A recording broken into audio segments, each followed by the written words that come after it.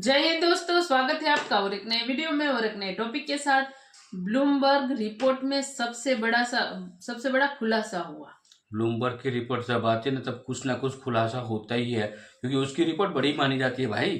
तो चलिए दोस्तों, पहले वीडियो देखते हैं। आशा करते हैं पसंद जरूर आएगा और पसंद आए तो लाइक और शेयर जरूर से कर दीजिएगा। और चैनल पर पहली बार आए, सब्सक्राइब नहीं किया तो सब्सक्राइब भी जरूर से कर दीजिएगा। चलिए स्टार्ट करते हैं। नमस्कार दोस्तों, स्वागत है आपका हिंदी नॉलेज शो में। तो दोस्तों, अगर मैं आपसे पूछूं कि दुनिया में सबसे महंगी ज़मीन कहां पर होगी, तो आप में से कई लोग कहेंगे कि यार दिल्ली में हो सकती है। भारत के बाहर बात करें तो न्यूयॉर्क वगैरह में होगी, वॉशिंगटन में होगी, हो सकता है लंदन में हो। लेकिन सारे जवाब गलत हैं। दुनिया की सबसे ज़्यादा महंगी ज़मीन है ताइवान, जिसकी कीमत है $10 ट्रिलियन, यानी कि भारत की जीडीपी से लगभग 2.5 गुना ज्यादा और ग्लोबल जीडीपी का लगभग 5%। अब आप कहोगे कि यार ताइवान की टोटल अर्थव्यवस्था ही $500-600 बिलियन के आसपास होती है और आप कह रहे हो उस देश की कीमत $10 ट्रिलियन से भी ज्यादा है। ऐसा कैसे?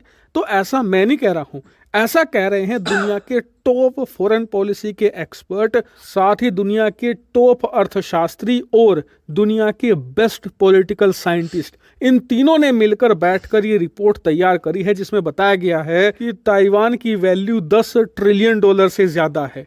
कैसे? चलिए मैं आपको एक एक करके सारी चीजें एक्सप्लेन करता हूं। तो दोस्तों, हुआ ये है कि अमेरिका की आज की तारीख में सबसे बड़ी न्यूज एजेंसी और मीडिया हाउस है ब्लूमबर्ग ने एक रिपोर्ट छापी है ताइवान को लेकर, जिसमें इन्होंने हाल ही में जो रूस यूक्रेन का युद्ध चल रहा है, इजराइल हमास का युद्ध चल रहा है, इससे सारे एक्सपीरियंस इकट्ठा किए। मिलिट्री के जितने भी अधिकारी थे उन्हें बुलाया, उनसे बातें की। इसके अलावा ये वैल्यू किया गया कि इन दोनों युद्ध के दौरान इन दोनों देशों को और पूरी दुनिया को कितना नुकसान हुआ, इसका डाटा इकट्ठा किया गया।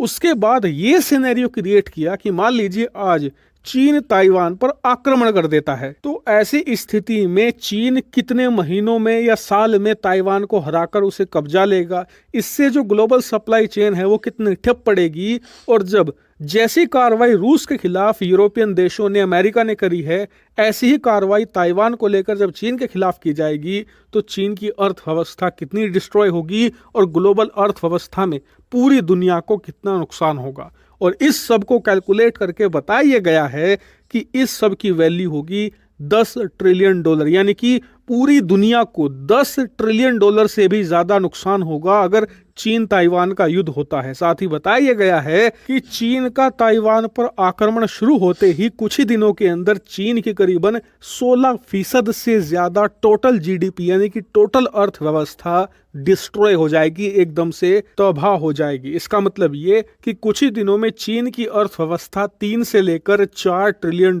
तक तबाह होगी। ये बहुत बड़ा नंबर है और इसके पीछे प्रॉपर कारण भी बताए गए हैं। दरअसल ब्लूमबर्ग की इस रिपोर्ट में सबसे महत्वपूर्ण जो सेक्शन है वो चाइनीज आर्मी को लेकर बताया गया है। ब्लूमबर्ग बताता है कि चाइनीज आर्मी में जो करप्शन है ना, वो मेगा लेवल पर है। सरकार जो पैसा सेना के लिए देती है वो ऊपर के अधिकारी खा जाते हैं और नीचे पहुंचते पहुंचते वो बहुत ही कम रह जाता है, जिससे कि चाइनीज आर्मी में प्रॉपर रिफॉर्म्स नहीं हो पा रहे। और इसका कारण है चाइनीज आर्मी के साथ एक ट्रेडिशनल प्रॉब्लम ये कि चाइना में जो सेना के बड़े कमांडर होते हैं वो सैनिक नहीं होते, ना ही वो सेना के अफसर होते हैं, वो चीन की कम्युनिस्ट पार्टी के नेता होते हैं, यानी कि राजनेता चलाते हैं सेना को, क्योंकि कम्युनिस्ट पार्टी को डर लगता है कि कहीं सेना तख्ता पलट करके कम्युनिस्ट पार्टी को खत्म ना कर दे। अब आप खुद सोचिए कि जब राजनेता यानी कि पॉलिटिशियन सेना को चलाएंगे तो भ्रष्टाचार का वहां क्या हाल होगा।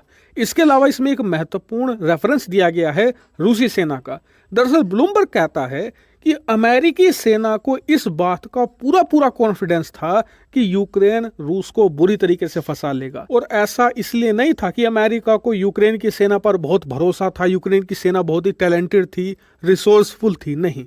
दरअसल अमेरिका को यूक्रेन की सेना से ज्यादा रूसी सेना पर भरोसा था, पिछले 10 सालों में ऐसी रिपोर्ट खूब निकलकर सामने आई है जिससे रूसी सेना की जर्जर हालत का पता लगता है। इनके जो सैनिक हैं वो सोवियत यूनियन के जमाने की राइफल इस्तेमाल करते हैं और बहुत ही ज्यादा बुरी कंडीशन में है। कई सैनिकों के पास तो प्रॉपर बूट नहीं है, प्रॉपर यूनिफॉर्म्स नहीं होती थी और इसका कारण भी वही था, सेना में भ्रष्टाचार। दरअसल जो सरकार पैसा देती थी, सबसे पहले तो जो रूस के ओलिगार्क्स हैं यानी कि सरकार द्वारा संरक्षित बिलियनियर्स, सरकार द्वारा संरक्षित अरबपति, वो खा जाते थे अलग अलग कॉन्ट्रैक्ट लेकर। उसके बाद थोड़ा बहुत पैसा जो बचता था वो सेना के बड़े अधिकारी खा जाते थे। ऐसे में इनकी सिचुएशन पहले ही खराब थी और अमेरिका को पूरा भरोसा था कि अगर हम थोड़ा सा भी सपोर्ट यूक्रेन को दे देंगे तो रूस कई सालों के लिए यूक्रेन में फंस जाएगा।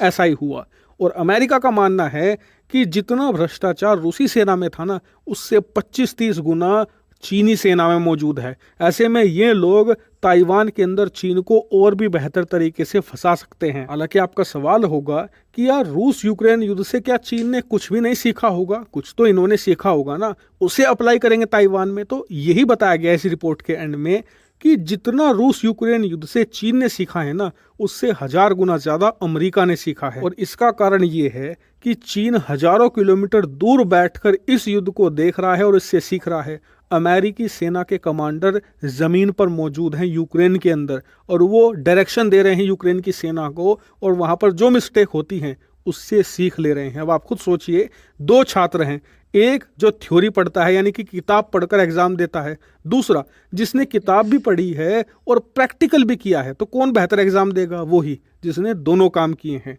इसीलिए अमेरिका स्ट्रेटजी के मामले में आगे निकल जाता है चीन से और इसीलिए कहा जा रहा है कि अगर चीन ताइवान में घुसता है तो वो कई सालों के लिए फंसेगा और इस दौरान पूरी दुनिया की टोटल जीडीपी को $10 ट्रिलियन से भी ज्यादा का लॉस होगा और चीन की अर्थव्यवस्था तो उस हालत में पहुंच जाएगी जैसे अफगानिस्तान के युद्ध के बाद सोवियत यूनियन की अर्थव्यवस्था पहुंची थी, यानी कि अल्टीमेट कोलैप्स की तरफ बढ़ेगा चीन।